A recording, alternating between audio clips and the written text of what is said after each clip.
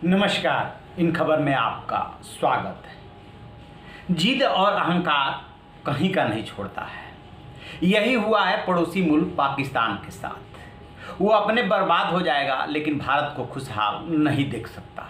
इसके लिए वो अपने सदाबहार दोस्त चीन के साथ रोज नए नए हथकंडे अपनाता है भारत को घेरने के लिए। कश्मीर पे जब से भारत ने वहाँ पे 370 और 35 से ख़त्म किया है, पाकिस्तान के पेट में बहुत जोर से दर्द हो रहा है। पूरी दुनिया में घूमा, संयुक्त राष्ट्र में घूमा, चीन के पास गया, सुरक्षा परिषद में गया, जो संयुक्त राष्ट्र की जनरल मीटिंग होती है उसमें गया, कहीं कुछ नहीं हुआ। फिर जो इस्लामिक कंट्रीज हैं उनके आपसी सहयोग के लिए 57 देशों का जो संगठन बना है OIC, उनके पास गया जिसको लीड सऊदी अरबिया करता है। उसने भी कोई खास तवज्जो उसकी बात को नहीं दी। तब इमरान खान ने परेशान होकर के कहा था कि भारत बहुत बड़ा बाजार है, इसलिए दुनिया उनकी नहीं सुन रही है, एक दिन पछताएगी। बात आई गई हो गई। लेकिन इसी बीच में उसके जिद और अहंकार ने ये किया कि 2018 में जब पाकिस्तान दिवालिया हो रहा था, दर दर भटक रहा था लोन और पैकेज के लिए IMF के पास, चीन के पास और जहाँ जहाँ जा सकता था सऊदी अरबिया के पास, तब सऊदी अरब ने उसको $6.2 बिलियन का पैकेज दिया था। उस पैकेज में दो चीज़ था, एक $3.2 बिलियन का जो है ऑयल क्रेडिट था और $3 बिलियन का जो है कर्ज था। इससे पाकिस्तान को बहुत बड़ी राहत मिली थी कि तब उसे सिवाय IMF से आश्वासन मिला था और सऊदी अरब ने आगे बढ़ करके उसको ये सहयोग कर दिया था।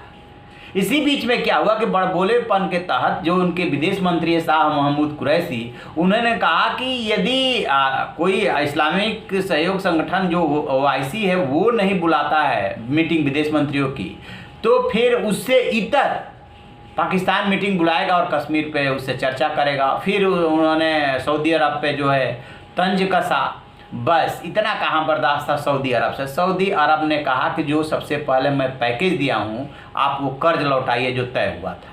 तो $1 बिलियन इस कड़की में उनको लौटाना भी पड़ा है और अब वो $6.2 बिलियन का जो पैकेज था उसको लेकर के पाकिस्तान करा रहा है कि अब कहाँ से देगा। आपको बता दें कि कोरोना का कहर है, पहले से पाकिस्तान जो है परेशान है, तो इसलिए वो दिवालियेपन के कगार पे है।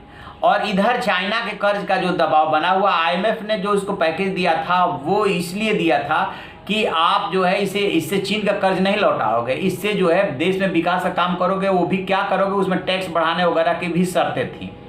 तो अब देखते हैं पाकिस्तान क्या करते हैं। लेकिन पाकिस्तान का क्या हुआ कि एक तरह से ऑक्सीजन जो है वो कट गया है। ऑक्सीजन इन द सेंस कि तेल मिलना बंद हो गया, पैकेज का जो पार्ट मिलना था वो आपको बंद हो गया। अब आपके पास सहयोग करने के लिए कौन बचा? एक मात्र चाइना बचा है। पूरी दुनिया घूम लीजिए, अमेरिका आपको अब लाइक नहीं कर रहा है, तो किसके भरोसे? मतलब एक भारत को बर्बाद करने के लिए ये जिद और सनक जो है उस पर बहुत ज़्यादा भारी पड़ रही है। अब देखते हैं कि इसके बाद वो क्या कदम उठाते हैं, क्योंकि इमरान खान ने अपने असर से बहुत कोशिश की थी। आपको याद होगा जो UN की मीटिंग हुई थी उसमें भाग लेने के लिए इसी मोहम्मद बिन सलमान जो प्रिंस है सऊदी अरब के, इन्हीं के उससे प्लेन से ये गए थे जो बीच रास्ते में खराब हो गई थी। तब सऊदी अरब ने इनको बहुत सपोर्ट किया था। ये बात ठीक है, कश्मीर पर उसने सपोर्ट नहीं किया क्योंकि भारत से भी उसकी दोस्ती है। उसका मानना यह है कि जो भी कश्मीर का इशू है वो भारत का इंटरनल मैटर है, इसमें बहुत ज़्यादा दखलंदाजी की जरूरत नहीं है। लेकिन इमरान खान है और उनके विदेश मंत्री हैं कि मानते नहीं, वो कुछ ना कुछ रोज बोलते हैं। तो रोज बोलने का नतीजा ये हुआ कि ऑक्सीजन ही कट गया। आप देखते हैं कि ऑक्सीजन कहाँ से लेते हैं। तो आप ऐसी खबरों के लिए देखते रहिए हमारा डिजिटल चैनल इन खबर। Thank you. इन खबर चैनल को सब्सक्राइब करें और बेल आइकन दबाना ना भूलें।